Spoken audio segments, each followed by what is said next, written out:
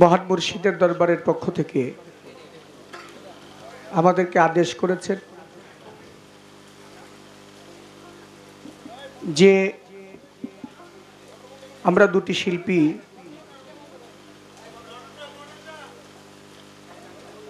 দুজনে দুটি ভাব নিয়ে গান করার জন্য। একজন হচ্ছে প্রার্থনা গাবে আর একজন বুঝ গাবে, অর্থাৎ মহাজনী গাবে। আমি ভাবছিলাম যে ভক্ত হিসাবে দরবারে প্রার্থনাটা আমারই থাকা দরকার, তাই না? কি তাই না? কিন্তু আমার বোন চালাকি করে সে নিজে প্রার্থনা নিয়ে গেছে আর দয়া করে বুঝ আমার পক্ষে দিয়ে গেছে। শান্তি হয়েছেন না?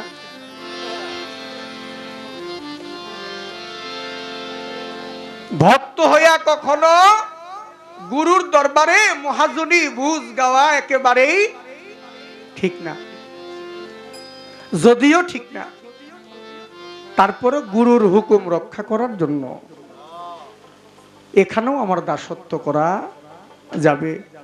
আমি তো মহাজনী গাবো না, আমার দরবারের পক্ষ থেকে হুকুম করেছেন সেই হুকুম পালন করব। কিন্তু যারা দরবারে বসা, যারা মহাজন, আমি তাদেরকে উদ্দেশ্য করে এই মহাজনী বা কোনো ভোজ গান করব না। যেহেতু আমাদের বিভিন্ন ভাই বোন বিভিন্ন এলাকা থেকে এসেছেন শ্রোতা হিসাবে গান শোনার জন্য, যারা বাউল গানকে ভালোবাসেন, যারা গান প্রেমিক লোক, তাদেরকে লক্ষ্য করে এবং আমার মতো মিরাজদন যে আমি, আমার মতো যারা আছেন তাদেরকে লক্ষ্য করে দু একটি বুঝ গান আমি গাবো। কিন্তু সাধুগুরুদেরকে লক্ষ্য করে আমাকে একেবারেই ক্ষমা করবেন, সেটা আমি পারবো না। এই বেয়াদবি আমি করতে পারবো না, কখনো যেন এটা না হয়। তাই চমৎকার করে একটি গান শুনলাম আমরা। তুমি ডুবাই ভাসাইতে পারো, ভাসাইয়ে কিনার দাও তারো, তুমি রাখো মারো সবই পারো, তাইতে তোমায় ডাকি আমি হে বাদশাহ আলম পানা। তুমি এলাহি আদ মিলগো আল্লাহ বাদশাহ আলম পানা তুমি। বাবা, আমার বাবার একটা গান লেখা আছে, এই পৃথিবীতে একটা গুরু শিষ্য, গুরু শিষ্য কি প্রেমের দৃশ্য, প্রেমের কারণে আল্লাহ সর্বশ্রেষ্ঠ।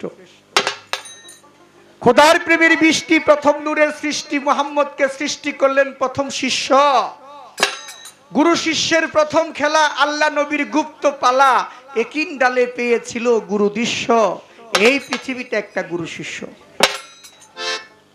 মা বাবা গুরু শিষ্য, স্বামী স্ত্রী একই দৃশ্য, ময় মুরব্বী হয় গুরুজন জ্ঞানেরই পোষ্য।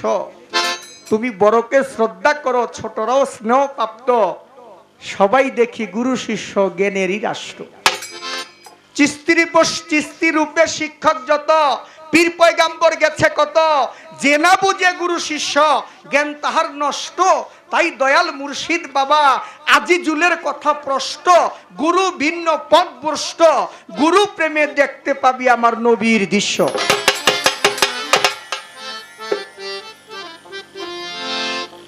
বাবার কথাগুলো আমি আপনাদের কাছে পৌঁছাই দিব। তাহলে গুরু ধরে মানুষ কেন? গুরু ধরে মানুষ হওয়ার জন্য, আপনাকে চিনার জন্য। আপনাকে চিনার জন্য যুগে যুগে যারা নবী রসুল বলেন, পীর মুর্শিদ বলেন, তারা এসেছেন একমাত্র আপনাকে চিনিয়ে দেওয়ার জন্য। যদি সনাতন ধর্ম থেকে শ্রীকৃষ্ণ মহাপ্রভু বলেছেন আত্মানং বিদ্ধি, তুমি তোমার আত্মাকে চিনো। যুগশ্রেষ্ঠ মহাপুরুষ সক্রেটিস বলেছেন নো দাই সেলফ, অর্থাৎ তোমাকে তুমি চিনো। হযরত আহমদী মুজতবা মুহাম্মদী মুস্তাফা সাল্লাল্লাহু আলাইহি সাল্লাম তিনি বলেছেন মান আরাফা নাফসাহু ফাকাদ আরাফা রাব্বাহু, যে নিজকে নিজে চিনলো, যে নফসকে চিনলো, সে তার রবকে চিনলো। কবিগুরু লালন সাইজি বলেছেন ও যার আপন খবর আপনার হয় না। তুমি আপনারে চিনতে পারলে যাবে তোমার অচিনারে চিনা, ও যার আপন খবর আপনার হয় না। যদিও দুই একটি কথা বলতে হবে, কারণ মহান মুর্শিদের দরবারে এসে আমার বলা একেবারে ঠিক না। তারপর আমি আপনাদের কাছে ক্ষমা চেয়ে নিচ্ছি, সাধুগুরুদের কাছ থেকে ক্ষমা চেয়ে নিচ্ছি। দুই একটি কথা আমার বলতে হবে, আমাকে আপনারা ক্ষমা করবেন। তাই মানুষ হতে হলে আরেকজন মানুষের কাছে যেতে হয়। বাবা, সহজেই কিন্তু এত মানুষ হওয়া যায় না। আমি মা বাবার রজে বিজে পৃথিবীর মধ্যে এসেছি। আমি মিরাজ দেওয়ান, আমার উপরের বেশ হচ্ছে মানুষ। আসলে কি আমি মানুষ? আমার মধ্যে যে গুণগত পশুর স্বভাব আছে, আমার মধ্যে 6টা রিপু আছে, কাম ক্রোধ লোভ মায়া মোহাম্মদ সহ্য। এই 6টা রিপু আমার মধ্যে আছে। আমার মধ্যে রাগ আছে, আমার মধ্যে হিংসা আছে, আমার মধ্যে যৌনতা আছে, আমার মধ্যে ব্যভিচার আছে, আমার মধ্যে অত্যাচার আছে। আমি কাফেরি কর্ম করি, আমি মুশরিকি কর্ম করি, যার জন্য আমি একজন মানুষ হই নাই। কিন্তু গানের মধ্যে সাধক বিভিন্ন বিভিন্ন সাধক বলেছেন যে মানুষের চাম গায়ে থাকলে মানুষ বলে কয় না তারে, মানুষ পশু যাবে চিনা যার যার স্বভাব করব অনুসারে। মানুষ হতে হয়। আগে একটা গান করি, তারপরে দেখি। এই গানটি আমার বাবার লেখা। আসলে আমার বাবার একটি লেখা গান আমি গাইতে পারলে আমার কাছে ভালো লাগে, শান্তি লাগে। আমার বোন দাঁড়ায় বলে যে মিরাজ ভাইরে একটা মানে দয়ালের একটা গান গাবো, আমার বাইরে চিন্তার মধ্যে ফালাবো। হ্যাঁ, ঠিকই বলেছেন। আমি চিন্তা করি, কারণ উপস্থিত গুরুর সামনে দাঁড়িয়ে গান করা এটা খুব বাবা কঠিন ব্যাপার, এটা সম্ভব না, পারি না। কারণ গুরুকে দেখার জন্য, গুরুকে ভজন করার জন্য এটি তো আমার যোগ্যতা নাই। তারপর উপস্থিত মহাজনের সামনে দাঁড়িয়ে মহাজনী গান করে ওই গানের আবার ব্যাখ্যা দিব, সেই শক্তি সাহস আমি মিরাজ দেওয়ানের একেবারেই নাই, যদি গুরু আমাকে দয়া না করে।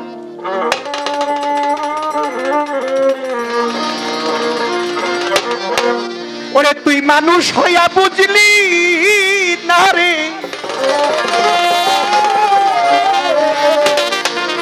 ওরে মিরাজ রে তুই মানুষ হইয়া বুঝলি না রে, তোর মানব জনম কিসে হয়? আরে মাতৃস্থলে জন্ম নিলে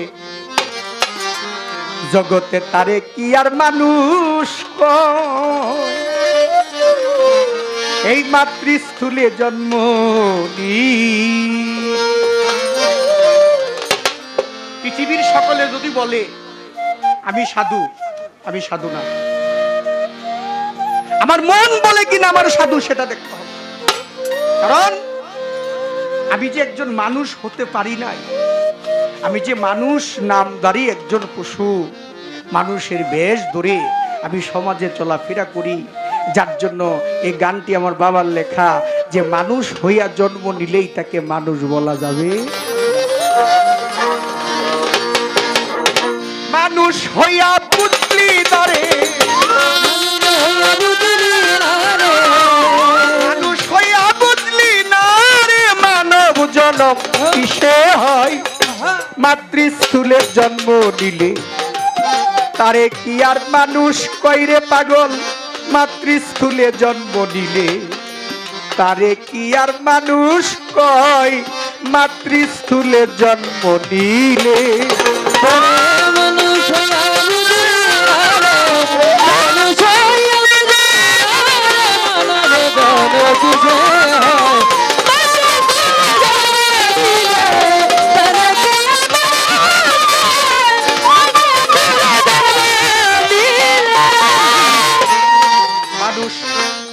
একদিন ছিলি গুপ্ত ঘরে, আসলি বাপের উদ্ধদারে।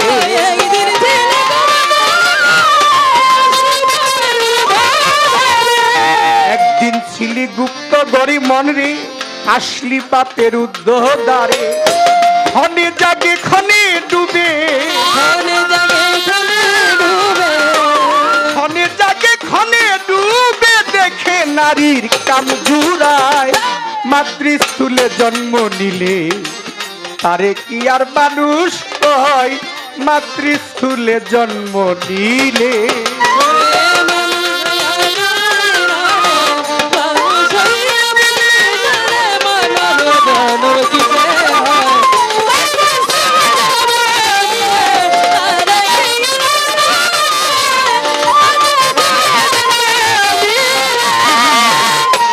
একদিন কামের অগ্নি জলে ভেসে আসলি মাতৃস্থলে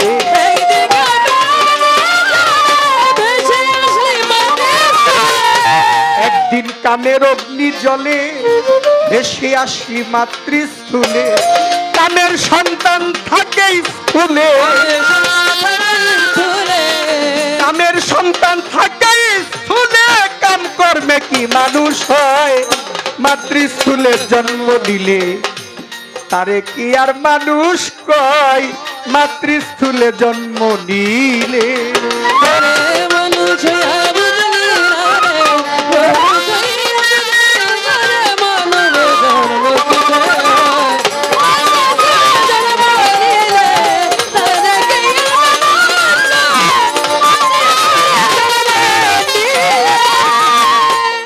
তাই তো মানুষ হইতে চাইলে ভবে প্রবর্তে যাও গুরুগঞ্জে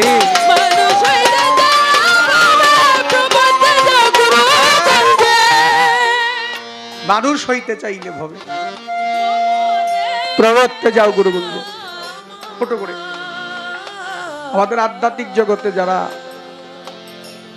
প্রবেশ করেছেন তারা জানেন চারটি দেশ আছে বাবা, স্থূল, পর্বত, সাধক, সিদ্ধি।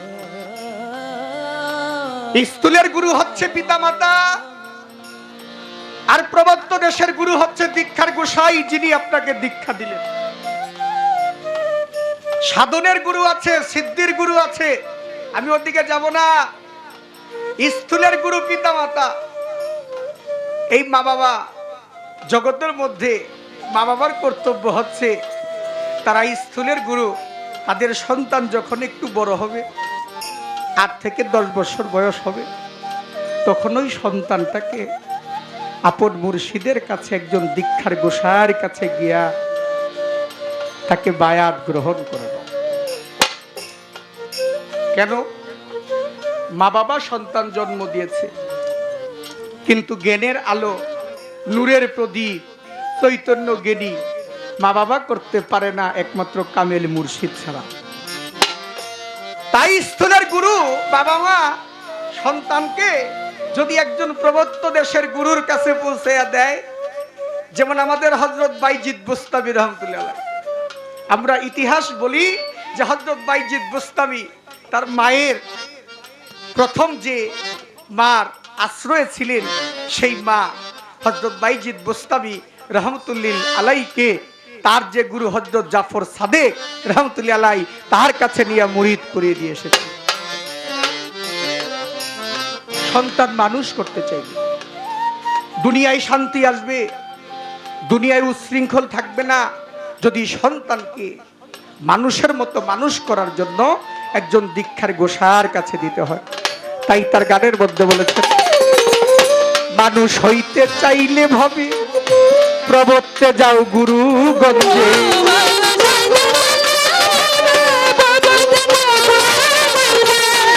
মানুষ হইতে মানুষ হইতে মানুষ হইতে মানুষ হইতে মানুষ হইতে চাইলে ভবে প্রবর্তে যাও গুরুগঞ্জে। গুরু উদ্ধলিঙ্গে জন্ম নিলে,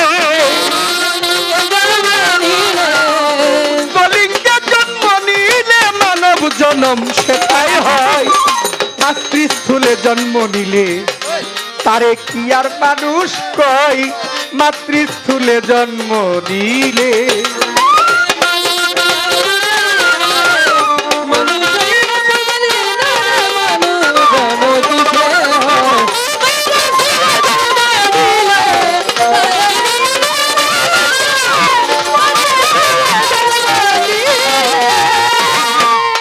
ও দয়াল আজিজুল কয়েক চিত্তে নাও বায়া যাও গুরু বাক্যে,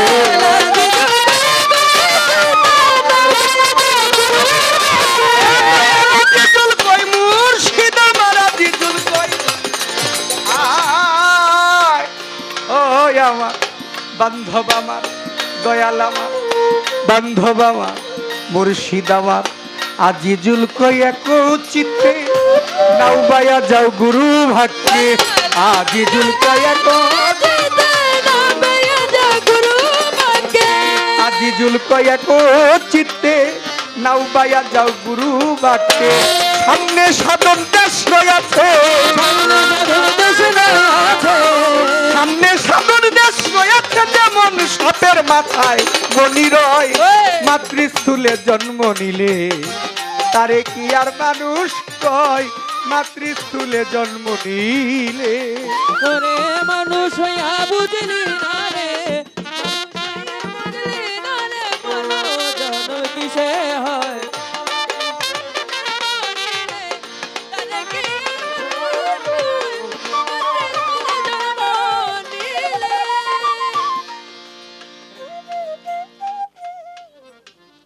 বলে দেন বরিষ্ঠ